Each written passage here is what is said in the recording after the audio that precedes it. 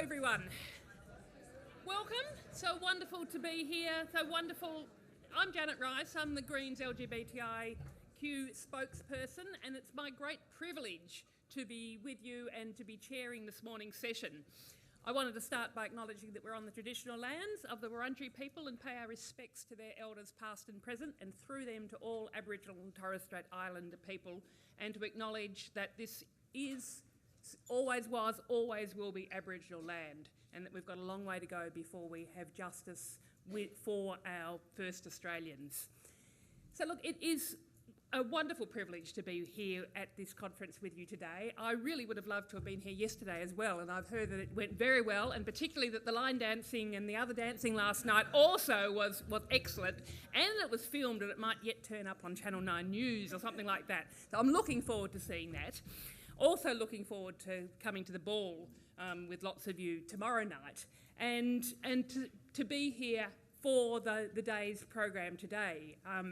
I'm very keen to really be here and have the conversations that we need to have about LGBTIQ ageing, the things that we need to learn about it, the things we need to focus on. For me, as the LGBTI spokesperson, getting rid of discrimination, sort of really in having acceptance, justice, fairness for LGBTIQ people throughout all stages of life is fundamentally important. Obviously, over the last, for the last year, particularly the last months, I've been very much focused on the marriage equality debate, which I think, we're ploughing through mud with it at the moment, but I think we're almost out through the swamp. We're going to sort of be getting out the other end, and I'm very confident that we're going to have marriage equality in Australia by the end of the year, which will be really exciting. But that marriage equality debate is so important, but it's not everything. And it gets frustrating how the focus on marriage equality can take away from the other incredibly important issues that we need to be tackling in terms of creating a society that is totally accepting and totally inclusive of LGBTIQ people. And clearly the issues that you were discussing at this conference yesterday and today are fundamental as part of creating that society.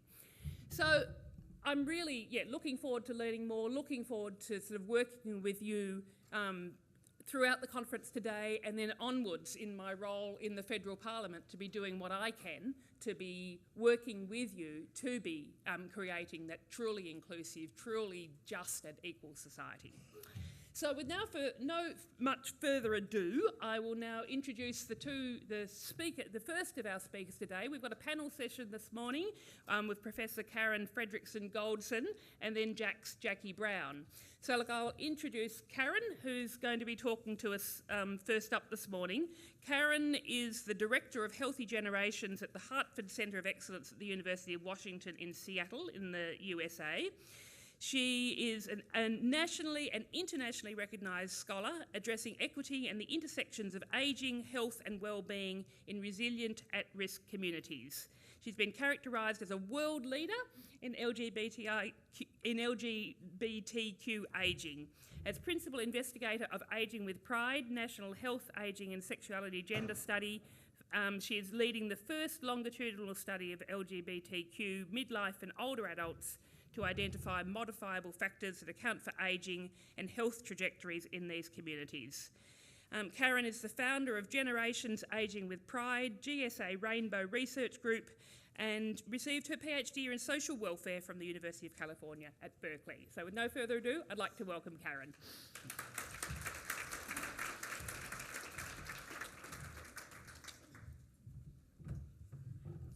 Thank you so much, Senator Rice. I really appreciate that welcome.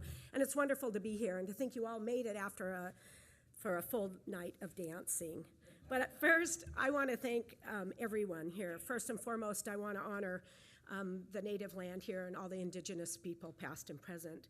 And I want to thank the organizers of the event. There's so many people that have been involved, but especially Liam and Pauline and the sponsors, and also Anthony Lyons at the La Trobe University Research Center in Sex, Health, and Society. and Anthony and my collaborators that I've been having the chance to work with on the Rainbow Aging, the national study of health and well-being of older Australians. But first I want to say hello from Seattle.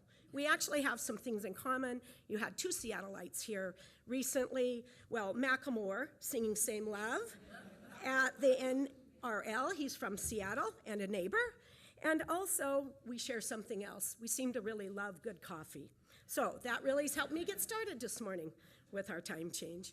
But I remember back in 1982 when I was asked to give my first talk on lesbian and gay aging. And it was fitting because that very same week in the US, we had a presidential order.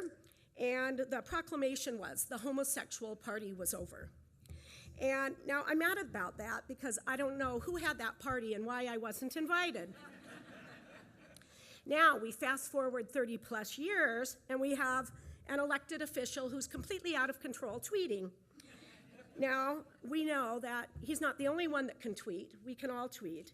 So I decided, well, I'm going to tweet. The only thing is my last name has more characters in it that's allowed in a single tweet. But I just want to say here, no fake news here. I like information. Despite the post-truth era, I am an optimist, and I do believe truth and information will prevail. So I'm going to send up a sign-up sheet, just any of you that want to keep updated on our research project, and I'll tell you a little bit more about it. I also want to acknowledge the National Institutes of Health and the National Institute on Aging in the U.S., who actually funded the work that I'm going to be talking about today. But I do want to say the comments are my own, and they don't necessarily reflect the agencies that have been supporting the work. So I also want to thank Jane Goldson, who's the project coordinator and manager of our project. And I want to thank, more than anything, all the LGBTQI older adults that have participated in our project. As Senator Rice mentioned, my work is about equity, and it's about equity in resilient and at-risk communities. So I'm going to be talking mainly today about my LGBTQ or our LGBTQ aging project, but we also have research projects that looked at cross-generational risk in cardiovascular disease in indigenous communities. We have had a research project that's on HIV and caregiving in China and looking how to reduce cross-generational stigma in relation to HIV. So these are just some of our projects. But again, really what cuts across them is equity, and that is how we work to make sure people are able and have access to reach full potential. I was just recently, last week, notified by the federal government that we also received funding at an R01 level, which is the largest level of our studies in the UW, to conduct the first research project federally funded that's going to look at developing interventions for LGBTQI people with mild cognitive impairment, dementia, and Alzheimer's. And it's time that we as a community fully embrace people with all kinds of conditions and really look at ability and disability justice. As one of our participants said, the LGBTQ community has stepped up in the past to address coming out, AIDS, civil rights. The next wave has to be aging. But change happens, we know, politically and personally. And many of us experienced both the strengths in our communities, and some of us have experienced tremendous capacity within our communities. I remember one early morning 3 decades ago when I was 24, my partner then, Diane, at 27, she woke me in the middle of the night. She had an excruciating headache. By the time the medics arrived, she was no longer talking. She couldn't talk. Her breathing was severely labored, and she was rushed to the hospital. I was told by the medics to wait patiently at home for their call and not to worry about, quote, my friend. Of course, I never have listened very well, luckily. I drove myself to the hospital, and despite explicit instructions to remain in the waiting room, I went creeping through the many corridors and finally found her unconscious, head half shaven, tubes and electrodes connected. They were waiting for her father, whom interestingly I had never met, to make the decision about ending her life support. Again, the hospital had no intention of notifying me, but with her one last breath, I certainly found myself alone and a loss without a name. This was a time of profound invisibility. I didn't even realize at the time how important it was for us to be visible. It was before HIV and AIDS. And because, and through our history, all through our history, people have lost people they love. And immediately, I was certainly plunged into a storm without cues or without models. I grieved her death, but I became acutely aware as I was grieving how much we were and have been relegated to the margins and rendered invisible. And at that time, I actually had more in common with many of the older adults in our community than I did with peers my own age. And so a year later, myself and 2 others, we started a support group and program for those grieving and those dying, Shanti, Seattle, and it was to serve everyone. We back then and still today were about creating an inclusive community, regardless of age, sexuality, gender diversity, or culture. Soon, death and dying became all too familiar for us as the AIDS pandemic was unfolding. Our community stood strong to get the support we needed, despite the adversity.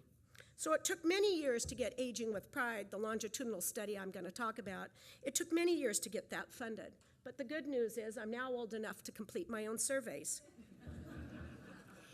In the US, in our population-based studies, and we've been working to make sure that we get questions inserted in the population-based studies, some of that's being stepped back right now. But you know what? We have information. We already have information.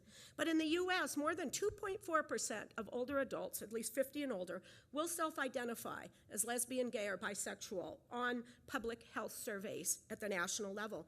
That accounts for 2.7 older adults. That's been very important to be able to advocate for the research that we're now doing. These estimates double when you take same-sex sexual behavior, romantic relationships, and none of our national surveys yet include gender identity or gender expression or diversity. And those over 50 now constitute 50% of the people living with HIV in the US. And it's projected by 2060, among those with HIV in the US, 50% will be, in 2060, 50% will be 50 and older. LGBTQI older adults still today remain largely invisible, as we've talked about yesterday. But when we asked one of our oldest participants, who's 95, how old were you when you first considered yourself gay? His response was 15 years old. We asked, how old were you when you first told someone you were gay? His answer was 90 years old.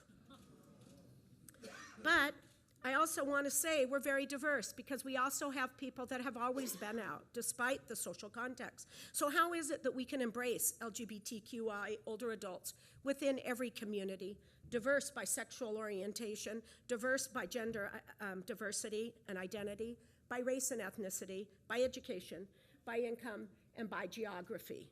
All of these factors are important. Until recently in the US, certainly the invisibility of LGBTQI older adults reigned. But public health and aging surveys at all levels, at every level, that do not ask questions about sexual orientation or gender identity or diversity questions, also inadvertently perhaps, or perhaps advertently, but they support the cloak of invisibility. Imagine this statement by the US Family Research Council, which incidentally conducts very little research. But their quote, "The real tragedy here is that given the risks of homosexual conduct, these people are less likely to live long enough to become senior citizens." Well, we've completely, again, they conduct very little research. But they do have these statements. But the invisibility is being peeled away because in 2011, in part because of some of the studies that revealed some of the disparities, in 2011, the US Institute of Medicine published a report saying that too little is known about the health and well-being of LGBTQI people. And for the very first time this year, LGBTQI people are included in the National Health Priorities in Healthy People 2020. And it's important because it's also tied to be able to secure funding. In our study, our goal, we started in 2010 before the Institute of Medicine, our goal was to close the gap, to understand what accounts for how LGBTQI people age and their health and their well-being. So we're conducting the first ever national longitudinal study that's addressing health, aging, and well-being of LGBTQ midlife and older adults. It's Aging with Pride, the National Health, Aging, Sexuality, and Gender Study. We're following 2,450 LGBTQI U.S. older adults from every state in the U.S. They're diverse by cohort, by age, by race and ethnicity, by geographic region. We worked very hard to make sure that we had the diversity within our community. And it was only possible through a community-based, national community-based collaboration with 17 different communities and community agencies across the country. Bob Linscott from the Fenway LGBT Aging Project in Boston that was here that suggested that both Trump and the Postal Survey go away on a boat. He is one of our partner collaborators. But we are collecting functional, biological, cognitive, and in-home interviews and surveys. It's a very intensive project.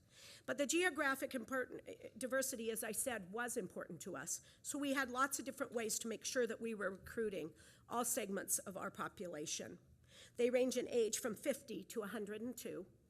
About half are women, about half are men.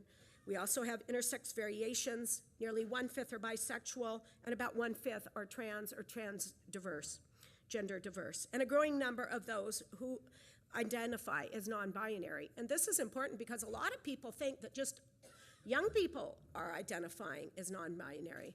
Among people in our sample, about 1/3 identify as non-binary. So it's also important to realize the extent of people who are identifying outside of categories among midlife and older adults. And we can't make any assumptions. We have to ask questions to find out how people think about their lives and themselves. But about 1/4 are also people of color. We have a large group of indigenous people, two-spirits, 7% are foreign-born, and 25% are living at or below the poverty line. And I can say that we in most people in LGBTQI have not yet looked sufficiently at how poverty impacts the lives of LGBTQ midlife and older adults. Our research is informed by the health equity promotion model, and we're interested in exploring the full continuum of health outcomes and situates our research towards achieving health equity, again, to attain full potential for all people. This is important because although there are significant pockets of risk in our community that we need to understand, most LGBTQ older adults are doing very well. They're aging well. They're healthy. We cannot lose sight of that, or we run the risk of over-problematizing, over-medicalizing, and maintaining stereotypes in our community.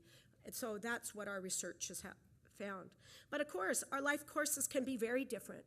We have very many variations in how LGBTQ older people age. In gerontology, we have the concept of social clock. Social clock are our lives and our life course. Are they on time or are they off time? Well, we mix this whole discussion up, and I kind of like that. It's an interesting concept if queer-ed carefully. Nobody liked my joke on that one? Queer-ed carefully. Okay, forget it. Take my life. First, widowhood, then the birth of 2 children, and then, after a 31-year engagement, marriage. I often punned in the US, it wasn't if we could get married, it was how many times we had to get married. But I'll explain that because marriage equality is so important. But because ours was occurring on the state level. So first we had domestic partnerships, but once you changed locations, you had to get another domestic partnership. So we had domestic partnership in '89 and '94, a marriage license in 2005, but then that wasn't considered legal. But then in 2013, actual marriage equality through the courts. That's a change in legal status every decade. But persistence paid off. We had a reason to celebrate every decade, and love wins. But as I mentioned, disparities exist. Our papers were some of the first to scientifically reveal health disparities among lesbian, gay, bisexual, and transgender people age 50 and older, compared to heterosexuals or with trans to non-transgender people. Health disparities are the adverse health outcomes resulting from social, economic, and environmental obstacles. LGBTQ people are at elevated risk of disability and mental distress compared to heterosexual older adults. and higher probability of early onset of disability. We see divergence and higher rates of disability as early as 18 among LGBTQ people, LGBTQI people. So it's very important to think about this across all ages. Recent work, we find a higher likely of 9 out of 12 chronic conditions. Chronic conditions are some of the most costly, and that is also important for governments to understand. But it also raises the issue of the importance of disability justice and the rights for all people. But most, as I said, LGBTQ older adults are healthy and aging well. So how is it that we maintain both of these realities simultaneously? The term LGBTQI, and I notice I am adding Q. I notice here most people are using LGBTI, but it's interesting.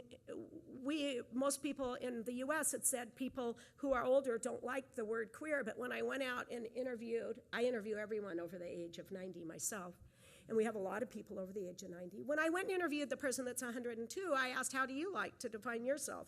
And he said queer. So now I use LGBTQI in the US. But again, this LGBTQI is often used, but it actually, while it's helpful in many ways, it really can mask what's happening for distinct groups, because every group in this acronym is distinct, and they have very different strengths and risks that we need to understand. In the US, lesbian and bisexual older women have higher risks of disability and multiple chronic conditions, higher than gay and bisexual men. This was a surprise to me because of, I was thinking in terms of the influence of HIV. But often the issues of women's health has been underlooked. Women also have higher rates of cardiovascular disease and more financial barriers to care. Gay and bisexual older men, higher risks of HIV, poor health, general health, and high likelihood of living alone and more likely to experience social isolation. Transgender and bisexual older adults are also at elevated risk of health disparities compared to lesbian and gay and gay men. Interestingly, evidence now suggests that LGBTQI people in the US have historically been more likely to serve in the US military. In fact, 41% of our transgender older adults have served in the military, much higher than the national average, but most are not receiving veterans benefits, so this is also an important area. People of color and those living in poverty are also at very high risk and often at insufficient attention. Most previous studies have really looked at how LGBTQI older adults, they've investigated how coping processes result in poor mental health. This was the focus of our research in the US primarily. But our work led us very early to further investigate the full range of health, well-being, physical health, mental health, but to understand determinants of both positive and negative health, and risk and resilience. 66% had been victimized, experienced discrimination during their lifetime as they were perceived to be LGBT. And this high rates of discrimination and victimization is in fact associated and one of the strongest predictors of poor health. But even if people didn't experience it personally, they came of age, they really lived through what we have now termed a cloak of a historical trauma. We've been affected by historical trauma, and it's critical because many have trauma histories that are simply overlooked in services or within our communities. A 56-year-old transgender woman shared with me, I've had an overwhelmingly positive experience with my gender transition so far, but I would say that my primary concern about the future is access to health care and potential discrimination as a senior, especially if the need arises for emergency or long-term care services. More importantly, even more important we're finding now though, more important than the overt discrimination is the everyday biases, the microaggressions, the slurs, the negative jokes, the assumptions. It's really what you, I think, are living through as I've watched some of the ads regarding about the postal survey and about the removal of the Safe Schools program. Those can be very microaggressions. They have a very significant influence on health, and most people don't understand it. And it's been very important to bring it to the attention of our elected officials that as they are saying things, they really need to be careful about what they're saying. They can very negatively influence communities and health. But luckily, we have many strengths and resources of LGBTQ older adults and their families, and they must be recognized by providers And despite the adversity of our lives, or perhaps because of it, we do display both resilience and resistance. And these are strengths in aging. We bring strengths and ability to call into question many assumptions in society. Despite the norms of the time in which they came of age, or we came of age, we built communities. We built support. When government support wasn't available, we established networks of care. So our caregiving often looks different, networks. And we further galvanized this during the AIDS and HIV pandemic. Again, one participant shared, in spite of some of the hassles I've had in my life because I'm gay, I consider being gay a gift. It has made my life richer and opened so much of the world for me. Or, of course, if I had to do it over again, there are some things I would change, but being gay is not one of them. The entire field of aging has so much to learn from us. The demographic changes that are currently underway, worldwide really, are very similar to what we as communities have already experienced. For example, in most places, we're seeing smaller families. We're seeing more people never married. We're seeing more people live at a distance from a biological or legal relative.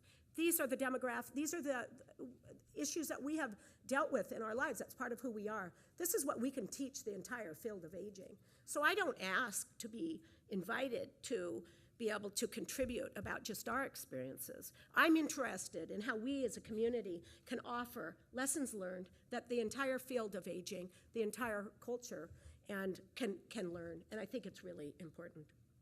But LGBTQI older adults primarily rely on other LGBTQI older adults, including partners, ex-partners, close friends, the families of choice that we talk about. We've built strong ties built on commitment and friendship. However, many laws, policies, and practitioners don't realize or don't recognize the important role of friends or the important role of non-married partners or ex-partners in medical and end-of-life decisions. Because the close relationships of LGBTQI older adults are most often made up of peers of similar age, ongoing help can be challenging because their friends may also have aging and health-related needs. And in fact, one group I'm very most concerned about is the long-term survivors, the people that survive all of their friends. Okay? A 66-year-old lesbian said, isolation, finding friend support, caregiving, health, these are the big issues that old gay people face. Who will be there for us? Who will care for us without judgment? And we have to think about who will care for our long-term survivors. Thankfully, we have growing numbers of allies. We're seeing allies across all levels, but also it's been really interesting watching the nieces and nephews starting to really step up. But healthcare access is always important. More than a quarter, 27%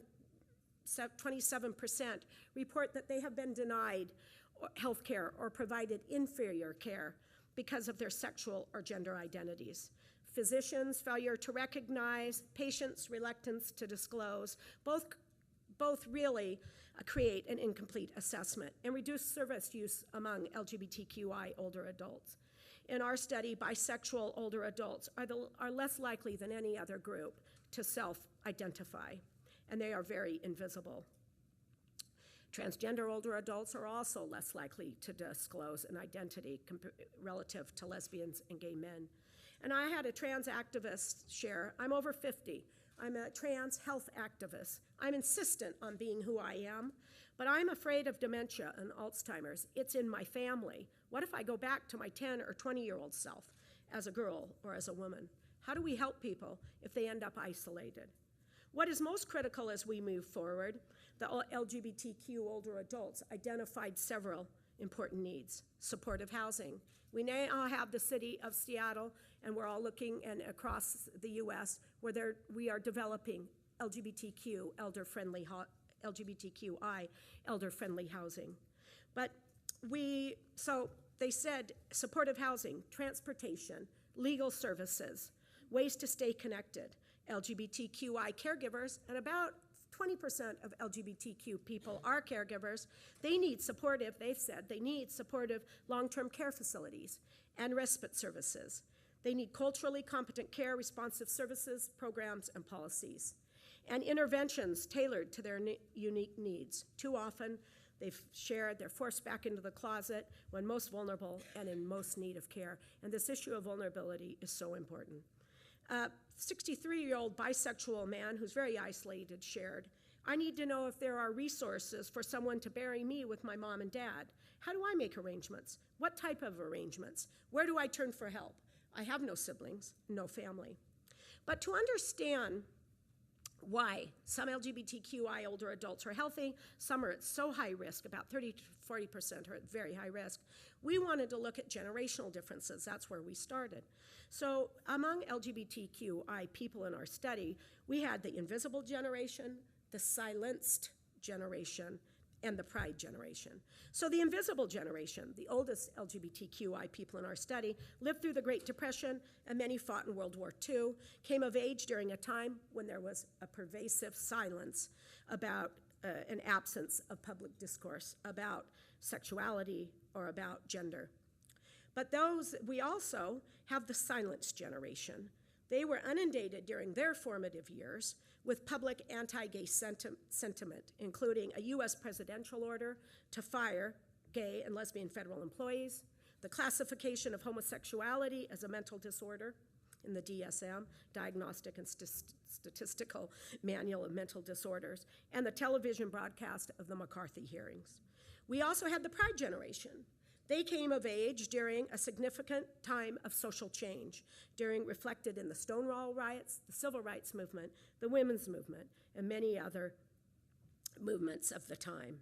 They were more likely to experience the declassification of homosexuality as a mental disorder when that work was started, and the beginning of decriminalization of sodomy laws. A 72-year-old participant shared with us, "In the course of many years since Stonewall, so much has occurred in our struggling attempt to gain respect, understanding, or simple rights so freely offered to our straight brothers and sisters.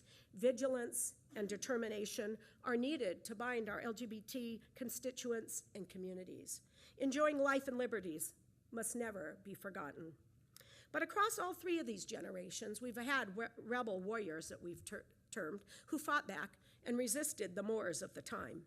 So we thought that these generational differences would help us, were key to unlocking why some, but not all, LGBTQ older adults are experiencing significant health disparities. But it's far more complex than what we had originally thought. We find that while older LGBTQ adults from the invisible, silent generation, the two oldest generations in our study, have higher degrees of internalized stigma, they're more likely to conceal their sexual or gender identities. They're also less likely to have experienced direct discrimination and victimization. For them, hiding, not disclosing, was certainly protective in hostile environments. But this presents a dilemma and a paradox, especially during older age. Concealing sexual and gender identities certainly reduced the risk of victimization and discrimination, but resulted in less opportunity for friendships and community engagement, especially now, leading to the potential for extreme social isolation in later life. But there's a different pattern for the pride generation, the youngest, the baby boomers, that most think are doing so well. Lower stigma, more open about their identities, but they're experiencing more direct discrimination and victimization. Unfortunately, we find the pride generation is not really doing any better. It's simply a different configuration of risks and resources. It's not just generational differences. So then we wanted to say, okay, if not think about, if not generational differences, then what? So we wondered, how is it that people's life events, what happens over the course of lives, and is this what is occurring in creating such divergent disparities? We see some commonalities, most disclosed in their early 20s, women later than men. Many experienced discrimination, but more had been in opposite sex and same-sex marriage. But again, what was this and how did it unfold over people's lives? So what we did is we looked by groups and by life events, and here's what we found. We had the largest group, the retired survivors. And this is the oldest group, the highest rates of poverty, the highest rates of military service, low rates of direct job-related discrimination, and very low rates of current partnership. More than a third of the retired survivors have experienced the death of a partner. We would expect this group pretty much to look like they do actually at that age. We had a second group, Midlife Bloomers, about 15% of our participants, the second oldest age group. But they came out in their 40s, with 80% having been involved in an opposite-sex marriage. They have higher rates of income and education. Many of them are women, many are bisexual, many are transgender. About half currently have partners, 3/4 have children. This group actually was accumulating some resources earlier in life. It's interesting, they're not particularly out, but they have the highest rate of activism, and at the same time, the highest rate of religious and spiritual involvement. Now, the younger age group, there's two very different paths that have emerged for those that are the younger within the two groups. One is the visibly resourced. I think we know these people. They're younger, they're 32% of our participants. One of the two youngest groups, characterized by high income, high education, low rates of job-related discrimination, more likely than any of the other three groups to be out about their LGBTQ identities, to have a current partner, and to be in a same-sex marriage. It's interesting now because now when I go down to City Hall with my gay elected officials and they try to say the most important thing for us is to, especially after same-sex marriage, that we need to just assimilate, that we're all doing well, I know exactly where to put them. They are visibly resourced. But we have another regroup. Well, I'm a little visibly resourced myself. But we found another group, and here's where a lot of risk lies. Beleaguered at risk, 21% of our participants. Similar in age to the visibly resourced, but most likely this group came out even earlier. Before they had many resources, they're very likely to have high rates of job-related discrimination, higher rates of poverty, more likely to be non-white, and low likelihood of a current partner. This group reports the poorest of the social and environmental quality of life. More than a third experienced the death of a partner. This is the same as the retired survivors, even though this is a significantly younger group. But what was important here is it says a lot about our life events, how our lives unfold within the health and well-being, and that there are different paths and different trajectories. And really, only a longitudinal study can help us understand this. So what next? How do we reduce disparities and promote equity in health and aging? And how do we keep in mind the strengths, but also the risks in our communities, and that people have very different paths? Okay, let's talk about services, policies, and research. I'll start with innovations in services. As one of our participants said, we need to get the nursing homes and the aging and medical facilities to be more in tune with LGBTQ community and help them to understand our needs. And in the US, 3 out of 4 social service directors in nursing home facilities report no training. And of medical providers, only 1 in 4 indicate that they've ever reviewed their clinical services to identify gaps in terms of serving LGBTQI people. I think in many ways you're leaders here with your Rainbow Tick and your other training programs. While cross-generation solutions are needed, there's many important language differences between the generations. Some of the older adults in our study have never been out to anyone. They don't use any LGBTQI terms. They talk about their liaisons. The college students I work with, they always remind me of new things. They want to be called queer, which again, as I said, also some older adults do, but it's very common with the college students, and we have some bridges to build. But some LGBTQ older adults want to be served in mainstream aging organizations, but there is a very large group that will never go to a mainstream organization, even if you provide the best training. They don't trust them. Their histories give them no reason to trust them. And they will only utilize special and tailored services that are developed in our community. So that's also important. And services are needed to reduce isolation. And in the city of Seattle is now providing funding to use our research to be able to develop and test interventions that are offered now through a new nonprofit that has been formed to be able to develop, to provide services. But a 78-year-old lesbian explained her situation this way. My partner died, and I'm alone, but I make myself go out and attend events at the local center. On a lighter note, she added, I just recently realized I'm in love with the piano player. She hasn't noticed me yet, but she will. I say if she can keep her positive outlook and her sense of humor, I think we better too. Innovations in policy. Changes in marriage law, certainly very important, provide greater protection for same-sex couples and their families in the U.S., such as Social Security benefits.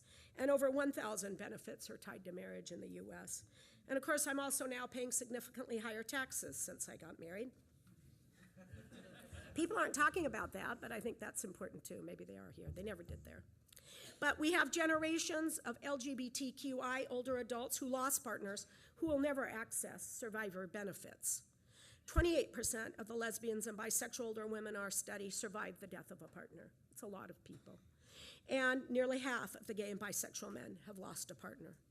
As I mentioned earlier, an important resource for LGBTQ older adults are their ex-partners. And in part, our relationships ended informally without formal dissolution or divorce. So will this type of relation in later life still remain intact once we have legal divorce? This is something we actually need to think about. Even the best of policies can have secondary consequences. And I meant yesterday when people were talking about what are the other kinds of consequences. In the US, we have a new slogan. You can get married in the evening, but get fired and kicked out of your apartment the next day. And this is because while we have marriage equality, in my state, we also have comprehensive non-discrimination. But that's only true in 20 out of 50 states offer protection against discrimination in employment, housing, and public accommodation. So people are going on public record as in same-sex couples without protections. There's no federal protections in the US. While marriage provides benefits for those who choose to marry, single people gain no benefits from marriage equality. In our study, half of the participants are single, and of those in relationship, only half choose to marry. Fully inclusive non-discrimination protections for LGBTQI people need to be enacted to promote engaged aging. And once marriage equality is passed, or how it's moved forward, in our experience, we experienced a significant backlash. And it was to attack those most vulnerable. So you might think about that. In our country, it was trans people. In 2016, 19 states considered legislation banning transgender people from using bathrooms that match their gender. This was all after marriage equality. As I say, if one of us is not safe, we are all vulnerable. Innovations in research, let's think about it. Add sexual orientation, gender identity, gender diversity, sexual behavior questions in population-based national surveys. And if they're not sure how to do it, we have a lot of experience, and you have good researchers here. If you're 60 or older, I would really encourage you to be part of the Rainbow Aging National Survey of the Health and Well-Being of Older LGBTQI Australians. It's interesting, in the US right now, there's a movement, as I mentioned, to remove these questions that we had added to some of the public national surveys. But the important thing is we have information. So I encourage everyone that's comfortable to participate. I say count us in. No one has to disclose, but let people choose. Based on my experience, most people want their stories told. When we couldn't get funded, everybody said it's because people wouldn't participate. We expected 600 surveys. We ended up with 2,450. So once again, count us in. And connect. Let's connect local to global. It was an honor to be able to be here and talk with you today and to start thinking about the needs for transnational research. And when we asked people that had never been out, because I was really interested how they ever made it to our studies, but I asked them, why is it that you participated? And they said, it's because we want to leave a legacy for future generations, and we want to make the world a better place. And we need to understand what leads to good health as well as problems. A 74-year-old bisexual woman shared, I am grateful to have in the past 15 years be able to become happy, to have achieved a life goal, and that is finally to live as a whole person and not just parts of myself. I'm truly grateful to be part of a faith community that's open and affirming. I think it's so important that we listen to how people identify. And every once in a while I'm still at talks and people bring up one group or another and then people chuckle, and I always say, let's build an inclusive community. Let's let people be who they are. That was always had been missing, and we as a community want to build an inclusive community. But moving forward, prevention, early detection of risk. We know this is important in health research. How can we prevent social, economic, and health disparities? This is the power of longitudinal work, in my opinion. We can understand trajectories. We can identify risk before we have disparities. We must understand how individuals and communities have survived and thrived via their independence. We need to ensure that care supports are available. We need to work to ensure culturally competent care is responsive to LGBTQ older adults and their families, and is responsive to cultural diversity within our population. How do we build infrastructure and strengthen communities? And how do we support integration, but not assimilation, honoring community pride and resistance? We don't want to lose what we've built that is so important. Our participants offer two visions for aging. One, our communities need to acknowledge our next stage, being old and embracing it gracefully. Or another, how do we solve the problems of aging? Do not go gently into that good night.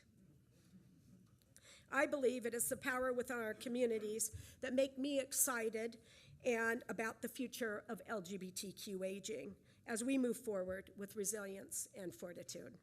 I want to say, if you want to get our updates, go ahead and sign on our sign-up sheet. And our website is very simple. It's age-pride.org. And again, it's been a pleasure to be here, and I've learned a lot from all of the speakers. Thank you.